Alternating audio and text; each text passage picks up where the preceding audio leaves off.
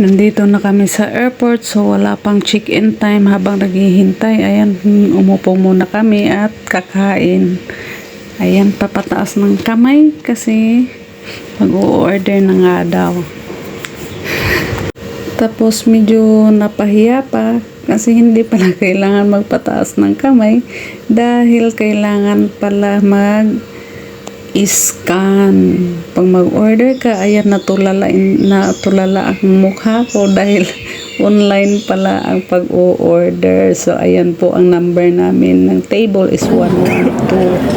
First time ng online restaurant. Ayan, ganyan order namin, mag-order, scan, tapos mamaya may darating yung order sa robot. Sa madaling salita, tapos na nga po kami nag-order at naghihintay kami na darating yung robot server service. Ayan, napangamangha pa kami at may dumaan. Ayan, para sa ibang table.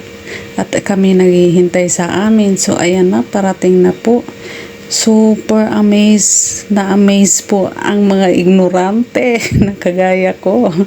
Ayan po, ang table namin is 112. So, dala na niya ng aming order. So, itong robot server service na to, 3 table pala ang service niya. Sa sobrang excited namin, kinuha pa namin yung isang order na hindi pala sa amin.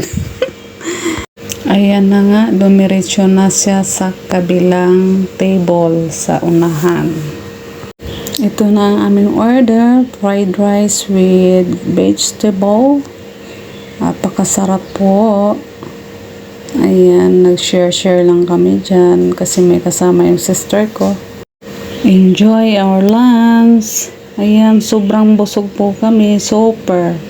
Dahil napakarami na po pala para sa aming 4 at nag-share lang kami para makatipid. Ayan, OFW.